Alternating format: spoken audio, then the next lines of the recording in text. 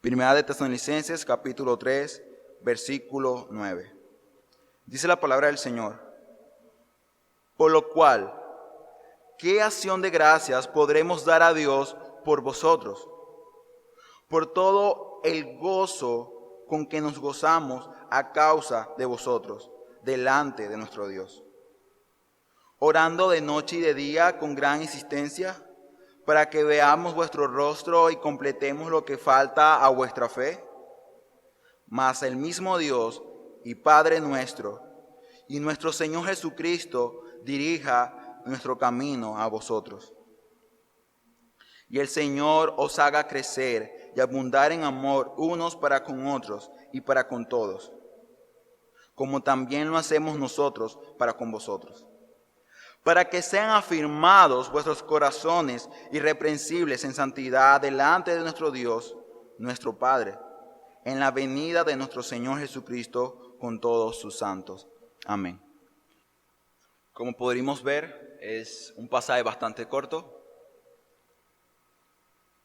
Es un pasaje en el cual, si usted puso algo de atención a lo que se leyó, se podrá dar cuenta de forma rápida de lo que vemos aquí es una carta, ¿no? Alguien le habla a otra persona, al destinatario, en este caso. Y aquellos que hemos venido siguiendo estas enseñanzas, sabemos que esta carta fue escrita por el apóstol Pablo, dirigida a los hermanos de Tesalónica, a la iglesia local de Tesalónica. Tesalónica es la capital de Macedonia, lo que hoy conocemos como parte de Turquía. Y en ese tiempo, por lo que dice Hechos capítulo 17, sabemos que Pablo llegó a ese lugar. Muchas dificultades, muchos problemas, pero se les ha permitido por la gracia del Señor dejar algo bastante importante en esta región. Y esto es la palabra de Dios. Y esta palabra de Dios actuó poderosamente en los hermanos con poder del Espíritu Santo, como lo dice el capítulo 1 de esta epístola. Y esto hace algo impresionante, algo que cautivó la vida de Pablo, algo que cautivó la vida de las personas que estuvieron en ese tiempo. Y es que vieron de manera externa, con hechos, con un testimonio, cómo esa palabra había actuado en su ser espiritual. Y aquí, hermanos, es cuando Pablo ora por estos hermanos. La vida de esta iglesia estimula que Pablo ore por ellos, como lo dice aquí con mucha insistencia. Pero sería fácil, ¿no?, cuando leemos este pasaje, que nuestros ojos se centren y sean de alguna manera dirigidos solamente a la oración de Pablo. Pero más allá de la oración de Pablo, debemos ver el ser o la persona que está causando todo esto. Debemos ver al ser que está causando estragos en el corazón de la iglesia de Tesalónica y también en el corazón de Pablo. ¿Quién es el autor de todo esto? Cuando usted lee el pasaje y se da cuenta a quién Pablo está orando, sabrá entonces quién es el énfasis, quién es el que realmente importa en este pasaje. El único que importa y realmente importa en el pasaje no es otro que nuestro Dios. Por esa razón, el título de este sermón es este. El título es Un Dios que fortalece, que guía y hace crecer a su pueblo. Es esto, un Dios que fortalece, que guía y hace crecer a su pueblo. Y cuando usted ve la oración del apóstol Pablo y la gratitud que él le da a Dios, verá que Dios fortalece a Pablo, que Dios guía los caminos de Pablo, hablando de la soberanía de Dios, y que también Dios es el que hizo crecer al pueblo de Tesalónica y que Pablo le pide a ese Dios que lo siga haciendo. Por lo tanto, Dios es el que tiene el control de todo en el pasaje. Pero antes de adentrarme al pasaje, quisiera primero declararle a ustedes una pequeña ilustración. Una ilustración que considero que nos hará ver lo que se desarrolla en este pasaje. Esta ilustración he tenido el atrevimiento de colocarle un título y este se llama Un sembrador apresurado. Esta ilustración nos habla de algo que todos nosotros conocemos. Nos habla de un sembrador. Nos habla de un hombre que vive de la tierra. Nos habla de un hombre que se preocupa por sembrar la buena semilla en la buena tierra para que esta tierra produzca frutos. Y este hombre, con mucha pasión, con mucha alegría, comienza a sembrar, con la esperanza de que esta semilla haya caído en una buena tierra y que las condiciones se dieran para que esta semilla se convirtiera en el mañana en un gran árbol. Este hombre siembra. Este hombre sabe que la semilla que se siembra debe ser trabajada para que crezca y dé fruto, pero sucedió algo. Este sembrador tuvo que huir. Él huyó, pero ya había dejado la semilla en la tierra. Él huyó no porque quería, sino porque las circunstancias lo llevaron a huir. Fue un hombre que tuvo que huir porque se había enfermado.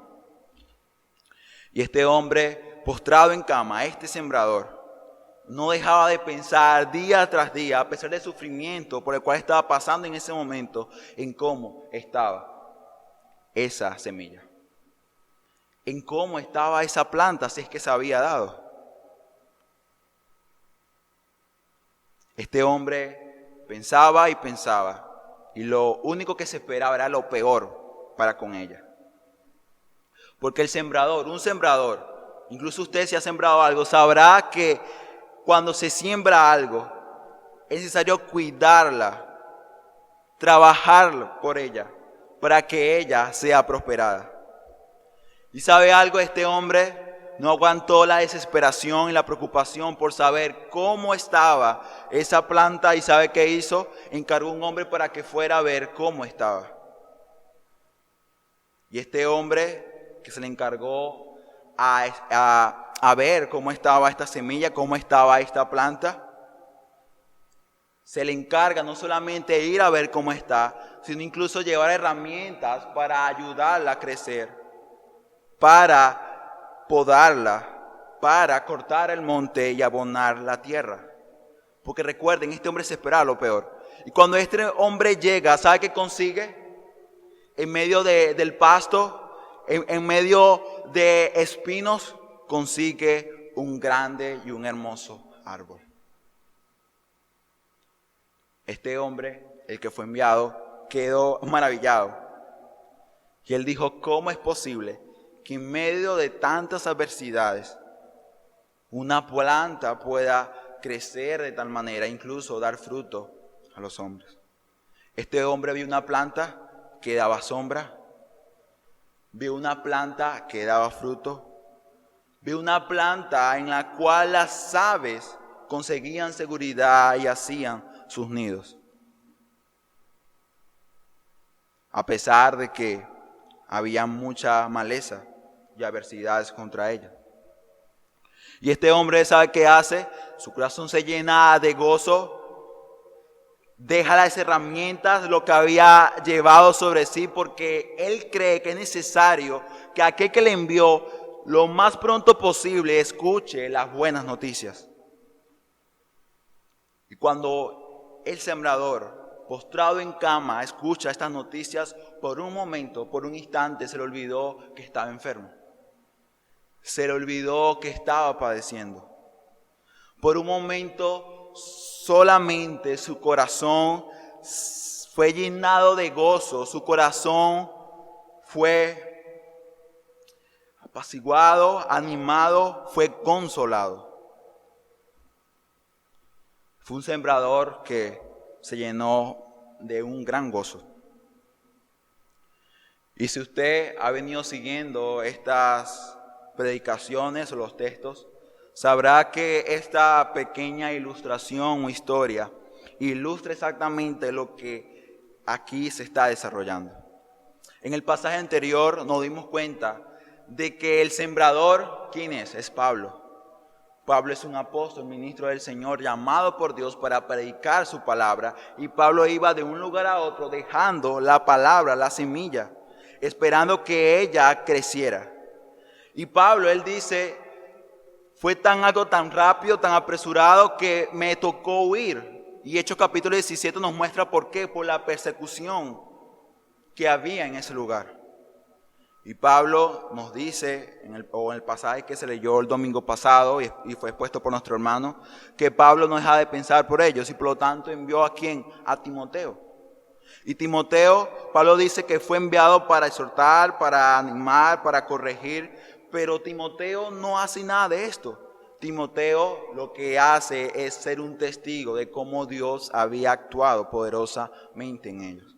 A pesar de las adversidades y los problemas, a pesar del poco tiempo que Pablo le dispuso a esta iglesia de cuidarla, de animarla, de exhortarla, de darle la sana doctrina, aún así la palabra de Dios había sido suficiente.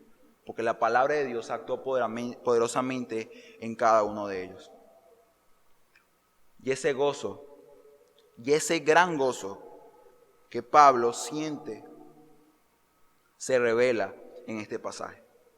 Por esa razón, él dice, por lo cual, esta palabra une lo que se vio en el versículo 8 y todo ese pasaje, por esa razón hice la ilustración. Y dice, por lo cual, o sea, por lo que ha sucedido con ustedes, queridos hermanos, por el testimonio que Timoteo me ha dado acerca de ustedes, que dice Pablo, qué acción de gracias. ¿Cómo vamos a agradecerle a Dios por permitirnos tener tan gran gozo a causa de vosotros delante de nuestro Dios? En el versículo 9, lo que estamos hallando no es otra cosa que una pregunta retórica.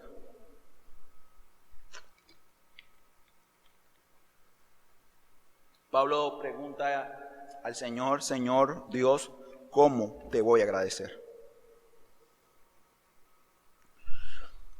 Aquí nos vemos cómo Pablo abre su corazón a los hermanos. Es un Pablo que permite que los hermanos de Tesalónica, que aunque estaban muy lejos de donde él estaba,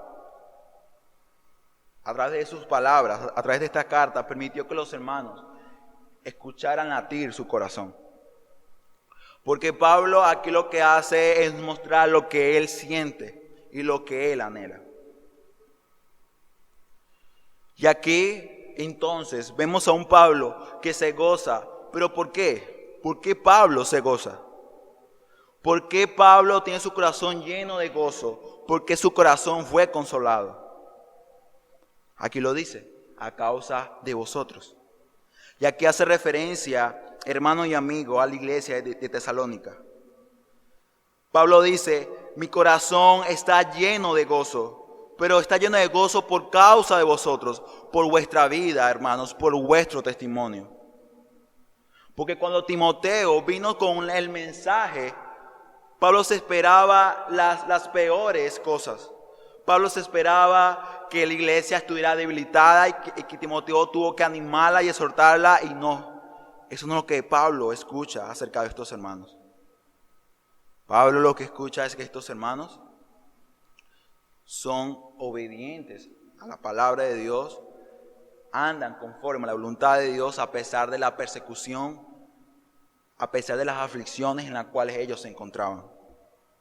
Y eso, querido hermano, es lo que causa gozo a Pablo. Y es un gozo tan grande, tan impresionante, que Pablo nos muestra dos características del gozo que él siente. Primera característica, nos habla de que es un gozo abundante. Pablo dice, es un gozo abundante. Y eso se puede ver en el versículo 9, porque mira lo que dice. Dice, por todo el gozo, versículo 9, con que nos gozamos. En el original griego, ¿sabe que aquí se ve un sobreénfasis? Pablo pudo haber dicho muy bien, hermanos, yo me gozo por ustedes. Pero él dice, un gozo en el cual nos gozamos. Es un sobreénfasis. Lo que muestra el pasaje es que el gozo de Pablo es abundante, es grande. Pero a su vez muestra otra característica de su gozo, y es que es un gozo inexplicable. Y esto se puede ver en la pregunta que él hace. ¿Recuerdan? Él hace una pregunta retórica. Pablo lo que se pregunta a sí mismo, dice: Señor o Padre, ¿cómo podré agradecerte? ¿Acaso ustedes no le han hecho un favor? ¿Le han ayudado en algo? Quizás a un ser querido, a un familiar. Seguro que sí. Alguien lo ha ayudado a usted. Y cuando alguien le ayuda a ¿usted qué dice? Muchísimas gracias. Pero sucede algo. Cuando alguien te hace un favor, digamos, común, simple, que cualquier persona lo puede hacer por ti, tú dices gracias. Pero ¿qué tal si una persona hace algo que no cualquier persona estaría dispuesto a hacer por ti? No sé, quizás te hace falta un riñón, este hombre te lo da. O quizás estabas en serios problemas y ese hombre te ayuda. O quizás no tenías nada en tu casa para comer, para alimentar a tus hijos, y esta persona te da una bolsa de comida. Te pregunto, ¿vas a sentir gratitud? Me vas a decir que sí. Pero esta gratitud vendrá a ser mucho más grande porque estarás mucho más agradecido por lo que está haciendo por ti. Un filósofo griego dijo que la cantidad o la grandeza de la gratitud va a depender del favor que se otorga. Y por esa razón Pablo dice: Señor, tú me has dado mucho a mí, y ahora yo no sé cómo agradecerte por lo que me has dado. Ojo, Pablo dice: Señor, ¿cómo te agradezco? Porque en realidad todo lo que se recibe de parte de Dios es un don, es un regalo. Y es un regalo porque simplemente no lo merecemos. Por lo tanto, no hay manera que nosotros paguemos a Dios por lo que Dios nos da cada día. Por lo tanto, para nosotros los creyentes, para nosotros, para los hombres, incluso para el apóstol Pablo, no queda otra cosa que agradecer a Dios. Pero, ¿quién recibe la gloria? ¿Quién recibe la gloria en este pasaje? ¿Sabe? Porque Pablo dice que su gozo lo producen los hermanos de Tesalónica.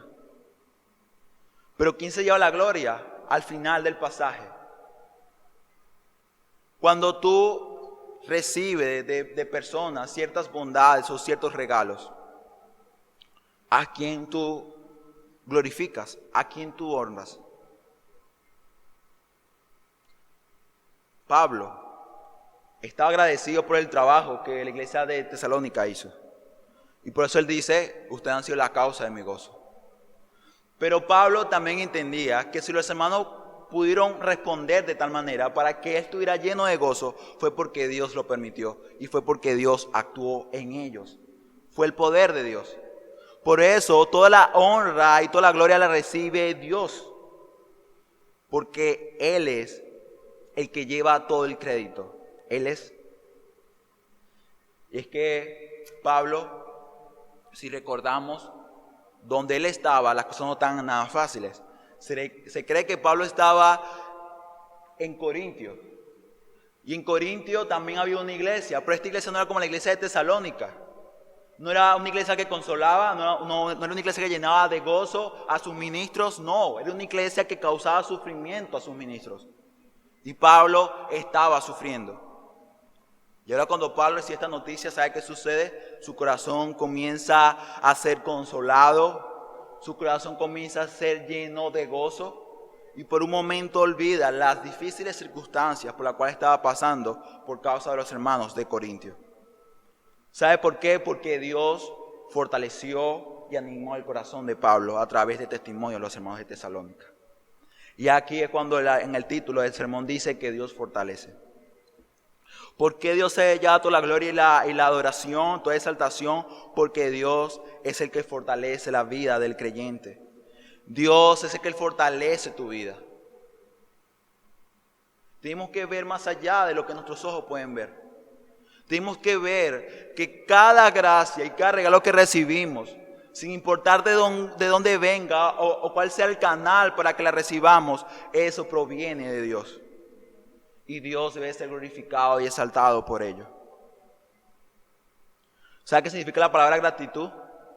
Significa agradecimiento, reconocimiento de un favor y un beneficio que se nos ha dado. ¿Sabe qué hace el apóstol Pablo en el pasaje? Lo que hace es reconocer que Dios tiene el control de todo y que toda gracia proviene de Dios. Lo reconoce. Le da la gloria y la alabanza a ese Dios. Todo el crédito se lo lleva a Dios. Porque Dios fue el que salvó y redimió a Pablo. ¿Recuerdan? Pablo, antes llamado Saulo, era un perseguidor de la iglesia de Cristo. Pero de repente, de camino a Damasco, el Señor lo llama y lo cambia. El Señor lo llama y lo hace un ministro, un apóstol del Señor Jesucristo. Porque Dios fue el que guió a Pablo a Tesalónica. Pablo no pensaba llegar a Tesalónica.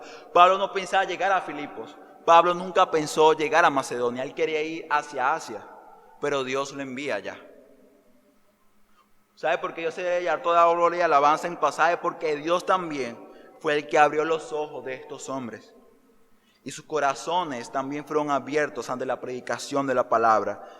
Y esta obra fue la que causó salvación y transformación radical en la vida de ellos. Todo, hermanos, proviene de Dios. Y Dios debe ser glorificado y exaltado por ello. Versículo 9, en conclusión, nos enseña dos grandes verdades. La primera de ellas es que nosotros debemos vivir una vida de gratitud. Y por esta razón, creo que el pasaje nos hace una pregunta a cada uno de nosotros, y es esta. ¿Tienes una vida de gratitud? ¿La tienes? Porque nosotros los hombres estamos acostumbrados a hacer lo contrario. No agradecemos, nos quejamos. ¿No cree usted? La mayoría de veces nos quejamos. No tengo esto, no tengo aquello, ¿por qué estoy así? ¿No? Quiero más, no me basta. ¿Y sabe algo? Eso no es agradecimiento. Otra vez una arepa dura y lenteja, no la quiero. La aborrezco, eso no es mostrar gratitud. Pero ¿sabe algo? Esto es un ejemplo simple, común, que sucede muchísimas veces. Pero si muestras ingratitud en lo más pequeño, como en comerse una arepa, incluso sola o con lentejas, que es lo que se come normalmente, por la crisis económica que hay en este país. Si te quejas por eso, por algo tan pequeño, no tomando en cuenta que en algunas aldeas de Haití, por la gente ser tan pobre, come arepas de barro. Sin eso tan pequeño, eres ingrato ante Dios. Entonces imagínate cómo será tu ingratitud para aquellas cosas más grandes y más importantes. Tu ingratitud para con el esposo que tienes, para con tus hijos, para con tu trabajo, para la vida que tienes. ¿Sabe algo? Pablo no era ingrato. Pablo nos muestra un ejemplo claro de qué es una vida de gratitud. Hermano, Pablo agradece a Dios, no solamente aquí en esta carta, porque ve una iglesia que responde ante la palabra de Dios, no. Pablo siempre agradece a Dios sin importar cuál sea la circunstancia. Y es cuando Pablo dice, yo he aprendido a vivir en la abundancia, en la escasez. Eso habla de gratitud, eso habla de contentamiento. La gratitud real, la verdadera, la que Dios quiere que habite en nuestros corazones, es una gratitud que no depende o no cambia o no varía por la circunstancia en la cual nos encontremos. No es esa. Y es que, ¿sabe algo? Un hombre que no tiene una vida de gratitud es un hombre ciego. Es un hombre ciego. Es un hombre ciego porque no ve. Porque no puede ver. porque no ve cómo se manifiestan cada día las misericordias y las gracias de Dios. Y nosotros a veces nos comportamos de esta manera. Somos ciegos, no vemos. Pero Pablo sí vio. Y sabe algo, cuando usted ve las maravillas de Dios cada día, su corazón se llenará de gozo. Su corazón será lleno de gozo y su corazón será consolado porque sus ojos pueden ver la gracia de Dios. Pueden ver cómo a pesar de la tormenta o la marea que produce el mar, aún así tú estás guardado y tranquilo en un barco. Siempre, siempre habrá algo por lo cual nosotros debemos agradecerle a Dios. Y sabes, ¿por qué es importante ser grato con Dios o vivir una vida de gratitud? Porque cuando tú eres grato para con Dios, cuando vives en gratitud, esto te lleva a glorificar a Dios. Y eso fue lo que el apóstol Pablo hizo. La gratitud de Pablo lo lleva a honrar y exaltar el nombre de Dios. Y nosotros hemos de hacer lo mismo. Debemos honrar y glorificar a Dios y agradecerle por todo lo que Él hace.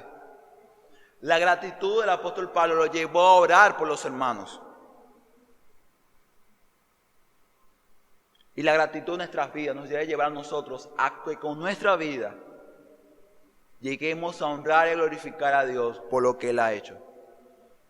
No vamos a poder pagar sus misericordias y sus gracias, pero sí podremos agradecerle a Él con nuestra vida. Otra resolución nos muestra que nosotros debemos producir gozo a nuestros hermanos y también a nuestros ministros. Que debemos ser causa de gozo para nuestros hermanos y nuestras iglesias locales. Para nuestros hermanos, primeramente, la comunidad de fe, pero también para con los ministros. ¿Sabe qué vemos aquí en este pasaje? Primero, que los hermanos de Tesalónica estaban llenos de gozo. El capítulo 1 nos dice que ellos recibieron la palabra del Señor con mucho gozo, o sea que su corazón tenía gozo. ¿Sabe por qué razón? Porque ese gozo vino con la palabra de Dios, el gozo proviene de Dios. Pero ahora ese gozo que ellos sintieron en su corazón lo llevó a estos hermanos a también producir este mismo gozo en otros. Capítulo 1 nos dice, los hermanos tienen gozo. Capítulo 3, versículo 9, que nos dice que estos hermanos, la iglesia de Tesalónica, ahora vino a producir gozo en Pablo. Nosotros también estamos llamados a lo mismo, a producir gozo a nuestros hermanos, a producir gozo a nuestros ministros. ¿Qué piensa un hermano? Un amigo. Cuando quizás en una conversación se comenta tu nombre. Hermano, ¿y qué tal el hermano Juan? ¿Qué dice ese hermano que escucha y le hacen esta pregunta? Él dirá, ese hermano es de una bendición del Señor. Ese hermano consuela y llena mi corazón de gozo. Es un hermano que anda conforme a la voluntad del Señor. O dirá, oye hermano, cada vez que me acuerdo de Juan o lo veo en la iglesia, le digo, Señor, dame paciencia. Señor, dame paciencia, ayúdame a soportar, mi hermano. Y nosotros no nos damos cuenta que nuestras actitudes, nuestra vida afecta grandemente a nuestro prójimo. La manera como tú hablas, la manera como tú andas, tus actitudes. Esas actitudes podrán causar gozo a tu hermano o podrán dañar a tu hermano. No hay un punto intermedio, no. Gozo, consolación, edificación o destrucción. Una de dos, hermanos. Por lo tanto, estamos llamados a que debemos tener gozo, pero a su vez producir gozos a otros, a nuestros hermanos. Pero también a producir gozo a nuestros ministros, a los pastores. Incluso una demanda en Hebreos capítulo 13, versículo 17, el autor de esta carta le decía a esa audiencia y también nos dice a nosotros hoy en día, ¿qué dice? Obedeced a vuestros pastores, sujetados a ellos, porque ellos velan por vuestras almas, como quienes han de dar cuenta. Dice, permitirles que lo hagan con alegría y no quejándose. O sea, lo que dice el pasaje es que ustedes deben causar gozo a vuestros pastores, a los ministros. Y termina diciendo, porque eso sería provechoso para vosotros. Estamos llamados a causar gozo a nuestros hermanos y también a los ministros, a nuestros pastores. Es un llamado del Señor. En resumidas cuentas, en esta primera parte del pasaje, que es el versículo 9, ¿qué vemos? Lo que vemos es un corazón lleno de gratitud.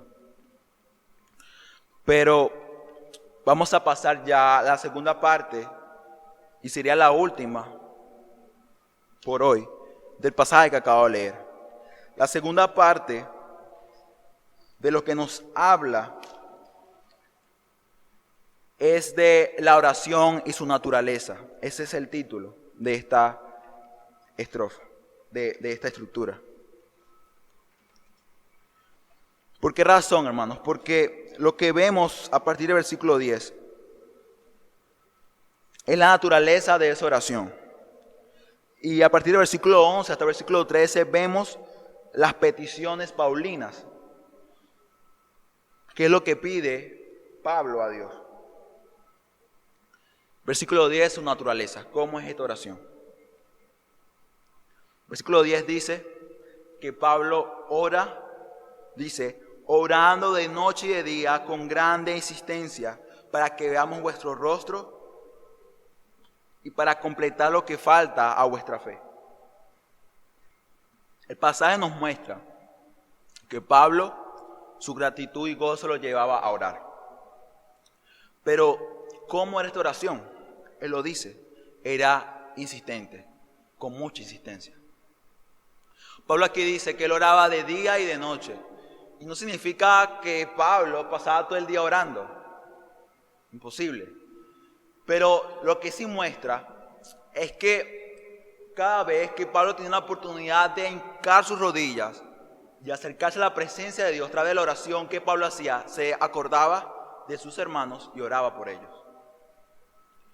Y si usted lee las cartas de Pablo, siempre Pablo dice, hermanos, yo me acuerdo de ustedes, hermanos, yo oro por ustedes. Así que también te darás cuenta entonces de que quizás Pablo no oraba todo el día, pero aún así oraba bastante porque tenía por muchas cosas que orar. Y Pablo aquí dice de forma insistente, yo oro por ustedes. Hermano, lo que vemos a un Pablo es agradecido, gozoso, alegre, y esto lo lleva a orar por ellos. ¿Sabe qué sucedería si usted agarra una tijera? Ojo, no le estoy pidiendo que lo haga. Y recorta esta página. Usted va a terminar de leer el pasaje hasta el versículo 13 y usted va a pensar que la carta se culminó, se acabó. Que ya esa es la despedida de Pablo. Y digo esto porque Pablo en esta carta, a cada momento, a cada instante, Pablo lo que hace es, doy gracias a Dios. Doy gracias a Dios. Hermanos, yo oro por ustedes. Hermanos, yo me acuerdo de ustedes. ¿Se da cuenta? Es como que si Pablo estuviera terminando su carta y dice, Señor, doy gracias por ellos. Pero Pablo no lo hace al final. Pablo lo hace durante toda la carta. Pablo lo hace. Y eso nos habla nuevamente del gozo que Pablo sentía por la vida de estos hermanos. Pero ¿por qué Pablo ora tanto? ¿Por qué Pablo lo hace? Lo dice. Primero, para ver vuestro rostro. Para ver vuestro rostro, Pablo dice. Segundo, para completar vuestra fe. Pablo primero ora para ver el rostro de estos hermanos. ¿Y no le parece curioso que Pablo todavía lo siga haciendo? ¿No le parece? Si recordamos la clase que se expuso el domingo antepasado, si recordamos lo que se leyó, decía que Pablo reconocía que Satanás le estaba estorbando. ¿Estorbando para qué? Para que Pablo fuera a Tesalónica y fuera a edificar a los hermanos. Pablo dice, Satanás me está estorbando. Y cuando se expuso ese pasaje, se aclaró y se dijo que no es que Satanás sea más poderoso, no que Dios, no. Dios permitió soberanamente que Satanás no le permitiera a Pablo llegar a Tesalónica. Dios sabe por qué. Así Dios lo quiso. Pero Pablo reconoció esto y dijo, Satanás me ha estorbado, Dios lo ha permitido. Pero el hecho de que Pablo reconozca la soberanía de Dios sobre todas las cosas, no lleva a un Pablo a decir, bueno, si Dios no me permite ir a Tesalónica, pues Dios sabrá por qué y por qué orar por eso, ¿no? Si Dios lo ha terminado así, ¿quién puede ir contra su voluntad? Y nosotros a veces tomamos estas mismas actitudes. Uno piensa y dice, wow, pero ¿por qué las iglesias fueron cerradas? Fue porque Dios lo permitió. Dios es soberano. Entonces, ¿por qué voy a orar para que las iglesias sean abiertas? ¿Por qué lo voy a hacer? Si Dios es soberano y cuando Él quiera, Él las va a abrir. ¿No te parece? Pero Pablo no se quedó esperando y diciendo, oh, Señor, cuando tú quieras me permites ir a Tesalónica. La espera de Pablo fue una espera activa. Fue algo activo. Pablo nos muestra que él esperaba ese momento, pero fue activa esa esperanza o esa espera porque él oraba por ello. Cuando usted ora por algo, a pesar de que Dios no se lo ha dado, o sea que usted muestra la preocupación, muestra su anhelo por eso que usted está pidiendo. Y si realmente usted quiere algo, usted lo va a pedir y lo seguirá pidiendo. Y por lo tanto es importante que nosotros incluso en este tiempo, donde Dios ciertamente ha permitido que las iglesias sean cerradas, que nosotros oremos para que las iglesias sean abiertas. Porque esto nos va a mostrar ante nuestro Dios de que estamos preocupados y que realmente anhelamos habitar con todos nuestros hermanos en la iglesia local.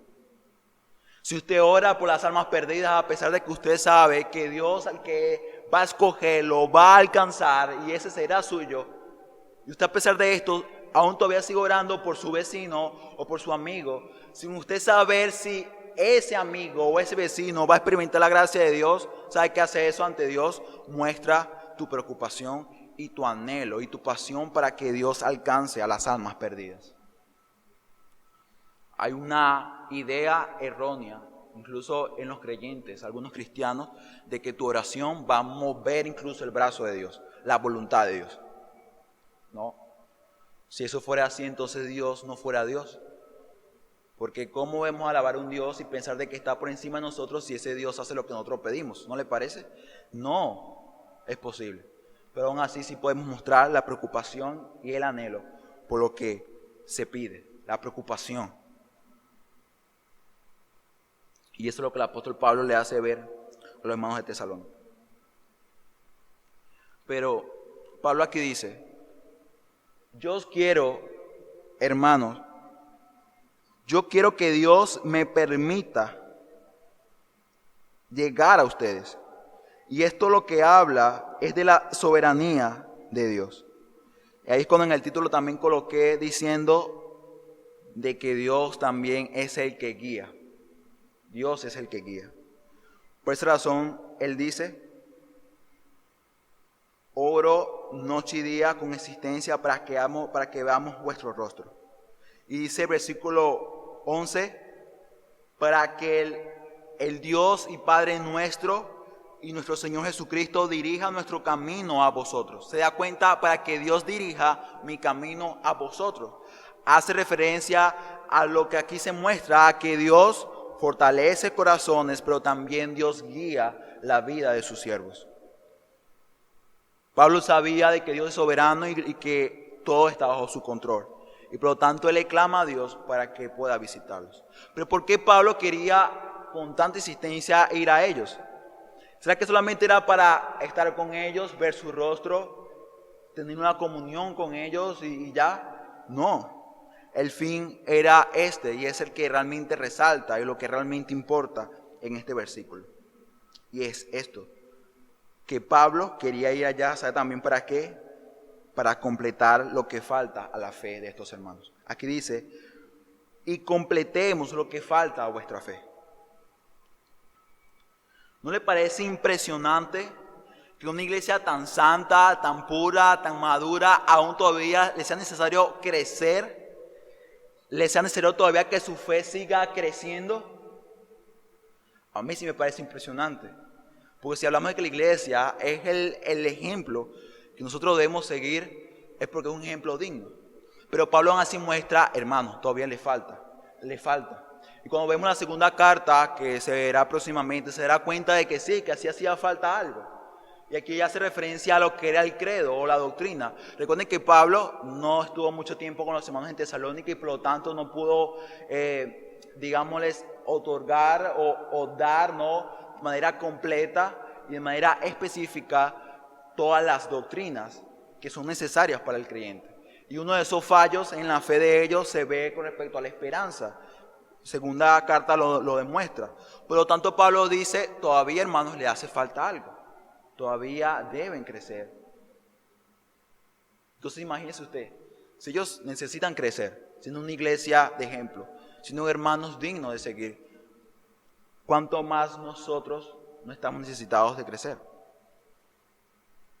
De depender de la gracia del Señor para que Él moldee y edifique nuestras vidas. Nosotros a veces, como creyentes, llegamos a un punto donde decimos ya es suficiente. Decimos o llegamos a un punto de conformismo.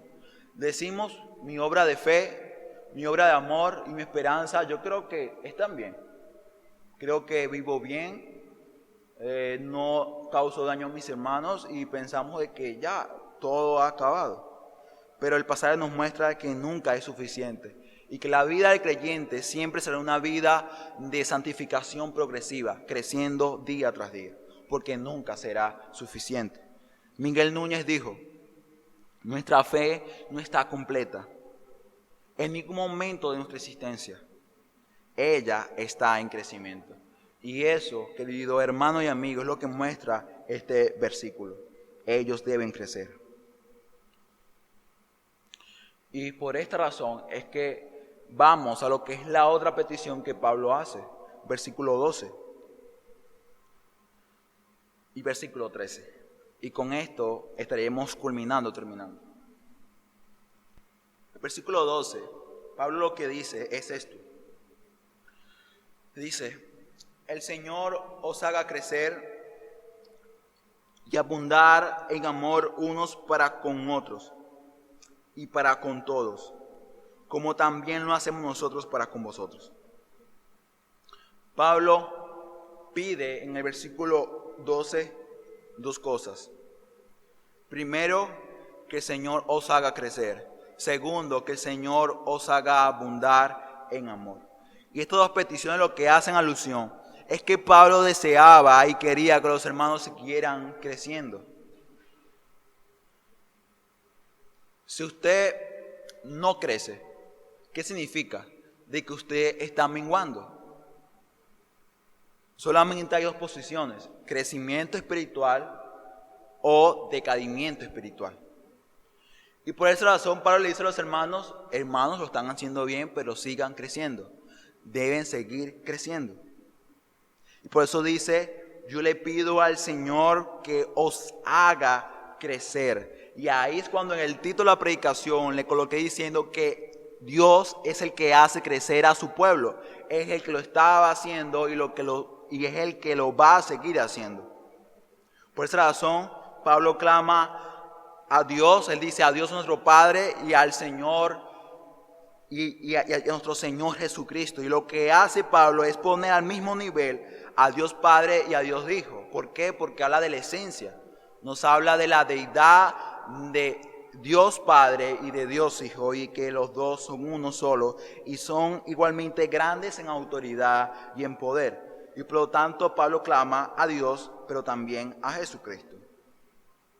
Pero lo que aquí resalta, y creo que nos enfoquemos por un momento, es que Pablo le dice a estos hermanos, o mediante su oración dice, o le pide a Dios, de que ellos abunden en amor. Primero, unos para con otros. Hace referencia a que este amor debe ser producido, debe ser estimulado, ¿en dónde? En la iglesia local, para con los hermanos, para con los hermanos de la comunidad de fe. Pero también dice, y para con todos. ¿Sabe qué hace referencia a esto? A que este amor también debe ser revelado, mostrado no solamente a los creyentes de la iglesia local, sino también a las personas que están fuera de la iglesia local. A nuestros vecinos, a nuestros compañeros de trabajo, a nuestros amigos, compañeros de la universidad. A donde vayamos tenemos que mostrar el amor. Pero quiero hacer mención de forma rápida a que cuando escuchamos la palabra amor, se nos pueden venir a la mente dos cosas. Primero, tu amor para con tu pareja. Y segundo, el amor que tú tienes para con tu familia, para con tus hijos, tu tío, tu abuela. Y eso se le usa, o hay dos palabras griegas que hacen mención a ellos. El amor eros y el amor filial, que hace referencia al amor que se tiene en la familia. Pero también otra palabra griega que hace mención a un amor o una clase de amor diferente a las dos antes dichas. Y es una palabra que se emplea en el griego solamente en el Nuevo Testamento. Y esta palabra es la palabra ágape. Habla del amor divino. Habla del amor de Dios. ¿Y sabe por qué en el Nuevo Testamento solamente se hace mención a este amor? Porque exactamente en este testamento se manifiesta de manera clara a los hombres, a nosotros, el amor de Dios cuando Dios se entrega a su Hijo unigénito. Cuando Dios entrega a Cristo por salvación de los hombres pecadores. Ahí es cuando nosotros llegamos a conocer o podemos conocer el amor de Dios. Y Pablo dice, cuando hace mención al amor en el versículo 12, a que este amor, el amor ágape, ese amor infinito, incomparable, ese amor que Dios mostró para con nosotros, ese mismo amor es el que nosotros debemos entregar y debemos dar a nuestros hermanos. Aquí no habla de un amor filial o eros, un amor que en su mayoría es un amor interesado, de que si tú me das yo te doy, y si tú no me das a mí nada o no más satisfacción o felicidad, pues olvídalo, pues no te voy a dar nada, no me voy a entregar por ti, no te voy a ayudar porque tú no haces nada por mí. Ese es el amor del cual nosotros estamos acostumbrados a ver aquí en la tierra y por eso muchos dicen, el amor no existe. Y es que el amor no es que el amor no exista, es que el pecado corrompió y dañó esa imagen de Dios que está en ti. Porque recuerden, fuiste creado, hecho a la imagen y semejanza de Dios. Y cuando hace referencia a esto, a que los atributos de Dios, los comunicables, son reflejados en tu vida, pero el pecado los ha dañado, los ha corrompido. Pero ahora en el Señor, en la gracia que Dios mostró, si no es posible ahora retomar el verdadero significado del amor, porque Dios lo mostró. Y este amor es el cual nosotros, hermanos, debemos mostrar para con nuestros hermanos. Valga la redundancia, ¿no?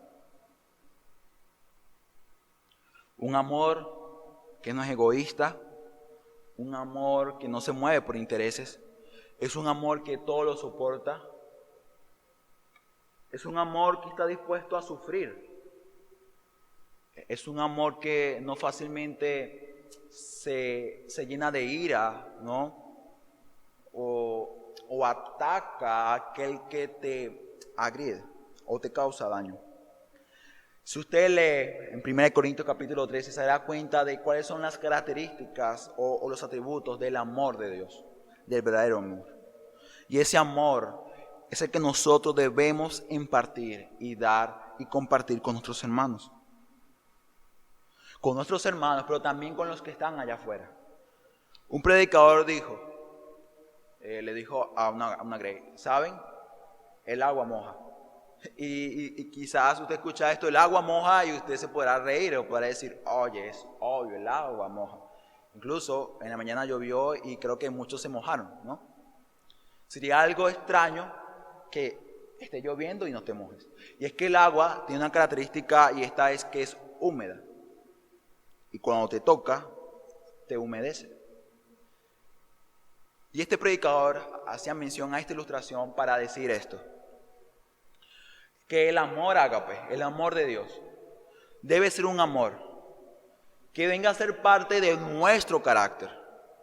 Que sea sea parte de nuestra vida y que no venga a ser simplemente algo espontáneo, algo que sucede a veces cuando te place, cuando nace así de repente, porque ese amor que nace de manera espontánea, que el hombre cree que no tiene control sobre él, es el amor filial y el amor eros, algo que nace así de repente, no es algo que es estimulado, no es algo que es trabajado.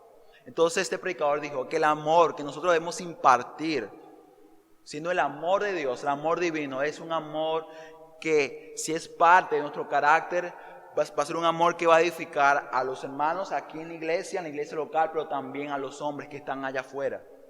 Tu testimonio, tu forma de vida, le mostrará a los hombres que hay un Dios de amor, mostrará que hay un Dios personal y que ese Dios realmente puede transformar y cambiar la vida de los hombres. Porque el agua, siendo su naturaleza, la humedad, ella moja a cualquiera. Moja al creyente, al no creyente, al niño, al anciano, lo va a mojar. Y así también es necesario que nosotros vengamos a trabajar para que este amor venga a ser parte de nuestro carácter. Y ahí es cuando un hombre, John Stott, dijo: el amor cristiano no es la víctima de nuestras emociones, sino el siervo de nuestra voluntad. El amor, ágape, el amor que proviene de Dios, debe ser cultivado y trabajado por nosotros. No crea que eso va a ser así de repente. No, hay que trabajar. Hay que trabajarlo. Y ahí cuando el Señor dice su palabra: amaos unos a otros, ámense. Porque eso no va a salir así de repente, porque tu corazón no lo va a permitir, tu condición caída no lo va a permitir. Por lo tanto, existe una voluntad y un anhelo por mostrar ese amor que ya Dios ha derramado sobre tu vida. Y por lo tanto, quiero aclarar de que si usted dice: pero es que ese amor no lo he conocido, ¿y cómo voy a dar algo que no tengo? Y es una realidad. O sea, ¿cómo dar algo que no tengo? Por lo tanto, primero debes clamar a Dios y pedirle: Señor, permíteme gozar y ver la gloria de tu amor. Porque cuando el amor de Dios alcanza nuestro corazón, cuando es derramado por el Espíritu Santo, como lo dice en 1 Corintios, solo así podremos dar algo que tenemos. De lo contrario, será imposible. Versículo 12 nos muestra la importancia del amor y de crecer. Y versículo 13, Pablo termina diciendo: para que sean afirmados vuestros corazones, irreprensibles en santidad, delante de nuestro Padre, en la venida de nuestro Señor Jesucristo. Este pasaje, Pablo lo que nos muestra es el fin de todo lo que él está haciendo. El fin de su oración, el fin de su insistencia, el fin de su deseo de ir hacia los hermanos. El fin es este: que los hermanos, el corazón de los hermanos sea irreprensible en santidad y que sean afirmados. O sea, que los hermanos vivan de manera irreprensible y también en santidad. Como decía un hombre, la palabra irreprensible, la palabra santidad ha sido excluida muchísimas veces de las predicaciones de hoy en día. Muchos predicadores tratan de evitar esta palabra, a pesar de que esta palabra se usa de manera continua en la palabra de Dios. ¿Sabe por qué? Porque el capítulo 5 de 1 Corintios también dice que la voluntad de Dios es nuestra santificación. Dios quiere o demanda de su pueblo a vivir en santidad, apartándose de todo pecado y a vivir de manera irreprensible, que hace mención a que tu carácter o tu vida sea intachable, que no dé lugar para que otras personas hablen de ti. Y Pablo une estas dos cosas ¿con qué? Con la esperanza. Pablo nos muestra en el versículo 13 la unidad, la relación que hay en una vida santa con la esperanza de la venida del Señor. Y esto también lo muestra el apóstol Pedro. en el capítulo 3, versículo 14, diciendo: por lo cual, oh amados, estando en espera de estas cosas, procurad con diligencia ser hallados por Él, sin mancha, irreprensibles en paz. ¿Se da cuenta? Pedro dice, si estamos esperando la venida del Señor, entonces ¿por qué no hemos de andar en santidad, de manera irreprensible, en paz? ¿Por qué no hacerlo? ¿Recuerdan? Es una esperanza, es un regalo, es algo que esperamos la venida de nuestro Señor. Y si realmente lo esperamos y todos los días decimos Maranata, Cristo viene pronto, Cristo ven pronto, entonces eso nos llevará a que nosotros lleguemos a vivir nuestro día a día pensando y diciendo: Señor, lo que estoy haciendo hoy, la manera como viví hoy, glorificó y exaltó tu nombre. ¿Será que es una vida santa, irreprensible? Porque debemos, hermanos, debemos mostrar gratitud por lo que Dios hizo en nuestra vida y por lo que todavía seguirá haciendo. Recuerden, la gratitud de Pablo lo llevó a glorificar a Dios. No solamente en su trato para con los hermanos, no, también con respecto a su vida. Pablo dice: ámense así como yo los amo a vosotros. ¿Se da cuenta? Pablo dice, se pone como su vida o su manera de andar como un ejemplo para que ellos siguieran. Ese es un verdadero discipulador. Aquel que dispone o da su vida como un ejemplo a seguir. Y así sí puede demandar esto de sus discípulos, de su audiencia. Quisiera terminar diciendo de que pasajes como estos deben mostrarnos, tanto al creyente como al no creyente, la necesidad que tenemos de nuestro Dios.